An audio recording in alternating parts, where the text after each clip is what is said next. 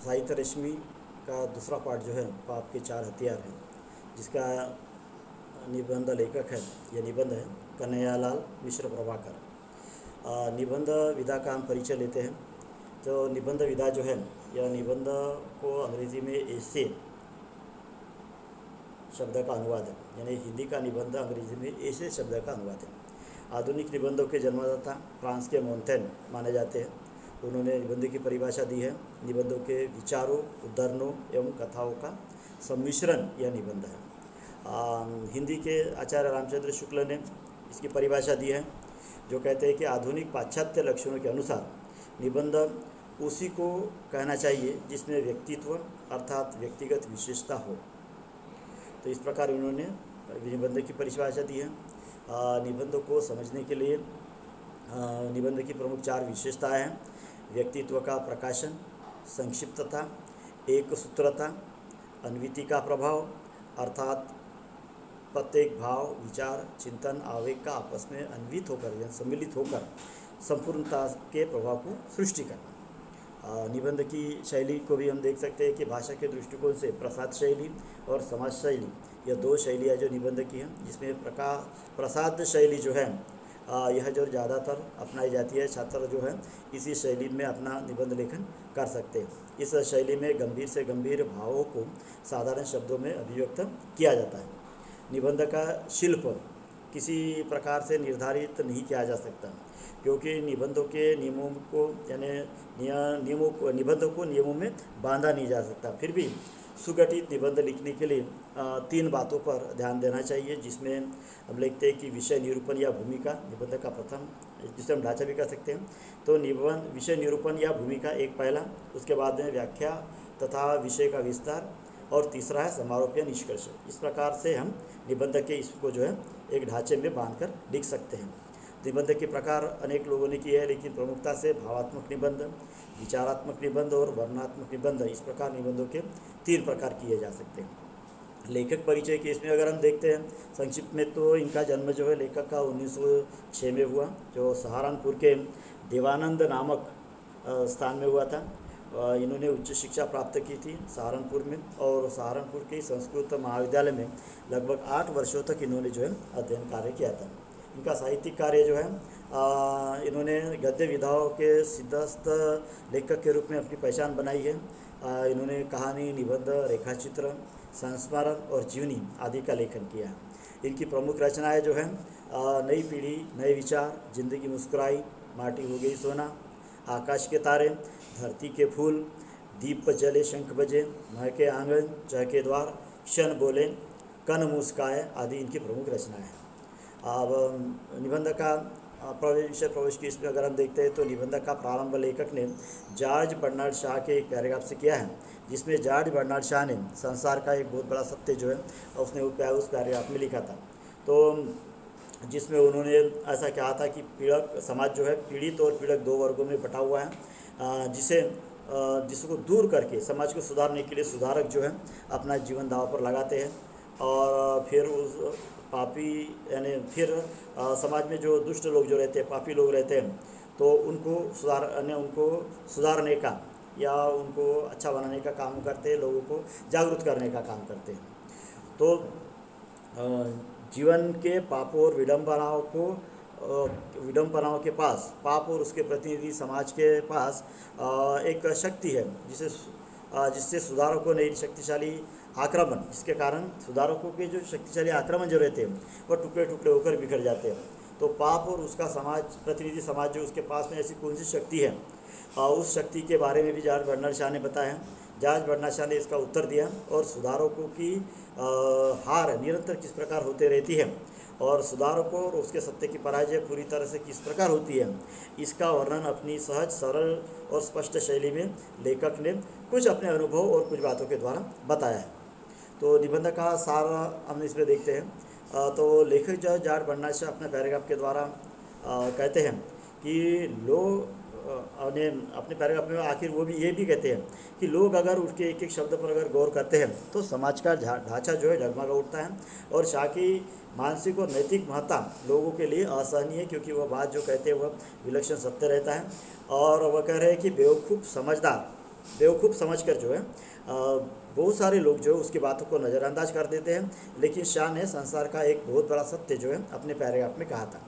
तो लेखक उसने जो संसार में जो सत्य कहा था, उस सत्य को अगर लेते हैं, जॉर्ज बर्नार्ड शॉ ने जो कहा था वह है कि संसार में पाप है, जीवन में दोष है, व्यवस्था में अन्याय है, व्यवहार में अत्याचार है, और इस तरह समाज पीड़ित और पीड़क दो वर्गों में बट गया है।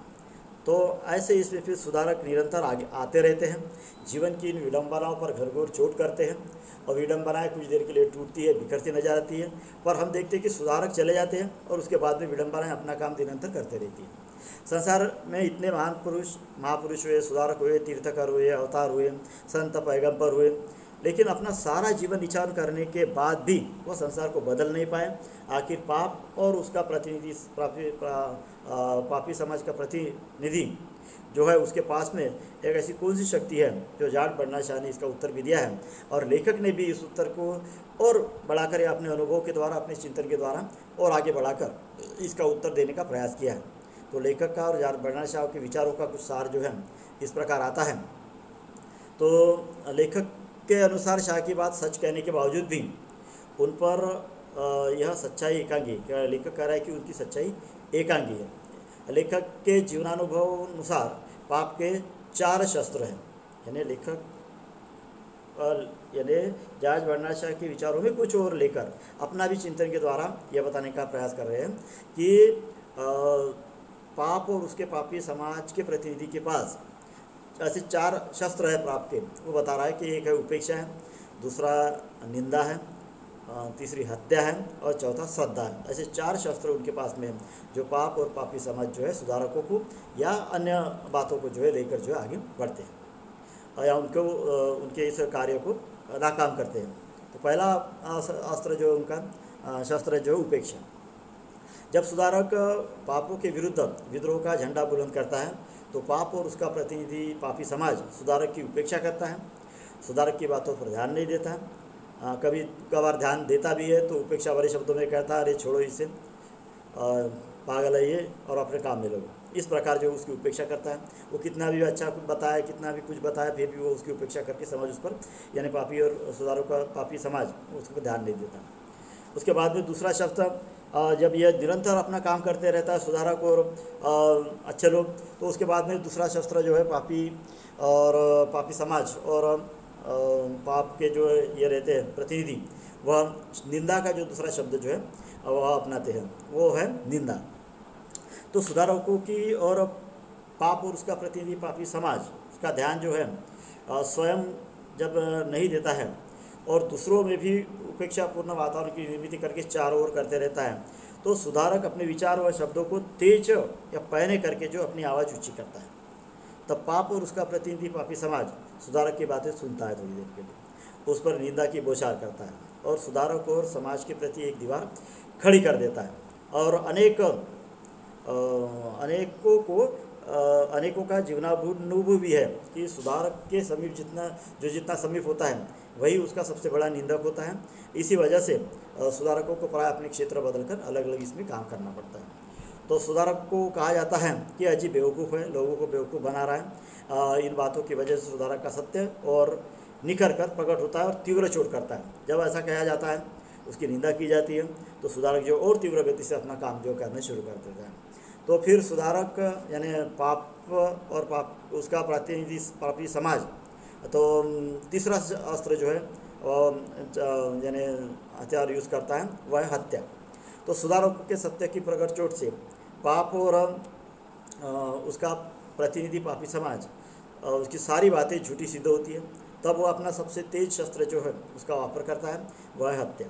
इस संबंध में लेखक ने कहा है कि यह शस्त्र सुकरात के लिए जहर का प्याला था, ईसा के लिए सूली थी, दयानंद के लिए पिसा कांच था और गांधी के लिए गोली थी। तो हत्या से सुधारक मरकर भी और तेजस्वी व प्रभावशाली बनता है, तीसरा शस्त्र होने के बाद में।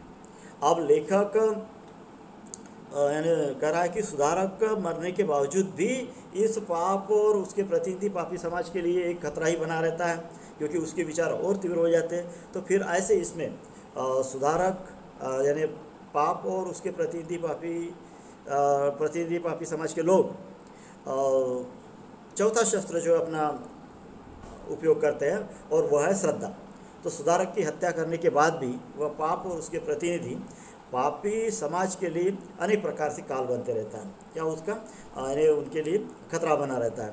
तब पाप अपना ब्रह्मास्त्र यानी श्रद्धा का उपयोग करता है, जिसे सामान्य व्यक्ति सहजता से नहीं समझ पाता।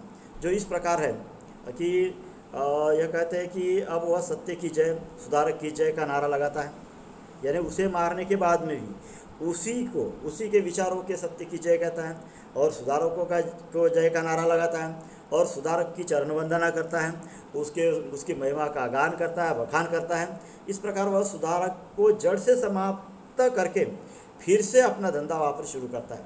सुधारक को ही महान, लोकोत्तर, भगवान, तीर्थकर, अवतार, पैगंबर, संत बनाकर जो है उसकी सेवा करने लगता है, उसका गुणगान करने लगता है, और यह नारा दूर दूर तक फैलता है, और अधिक से अधिक लोग फिर से पाप और उसका प्रतिनिधि पापी समाज के शिकंजे में फंसते चले जाते हैं। अब इन्हें सुधारक के सत्य में नहीं, उसके प्राप्त सूक्ष्म से सूक्ष्म अर्थों या फलितार्थों की प्राप्ति में जुट कर वह लग जाते हैं और एक धंधा बनाते हैं, जिसको हमने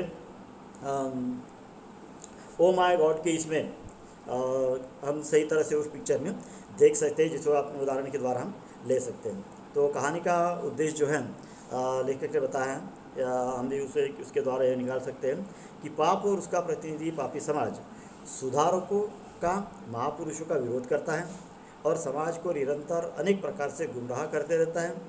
अतः सुधारवादी समाज ने ऐसे लोगों से बचकर रहना चाहिए, उनके हथकंडों को समझना चाहिए और निरंतर सत्य की राह पर चलते रहना चाहिए और अपने जन जागृति का काम करते रहना चाहिए। यह एक कहानी का उद्देश्य है। हमको सीख यह मिलती है कि जन साधारण ने भी जीवन यापन करते हुए पाप और इन पापी समाज के प्रतिनिधि के इन 4 हथियारों से बचकर रहना चाहिए। जो 4 अधिकार जो है उपेक्षा, निंदा, हत्या और श्रद्धा, इससे बचकर रहना चाहिए और अपने आप का निरंतर विकास करते रहना चाहिए। इस प्रकार जो है हम निबंध को समझ सकते हैं।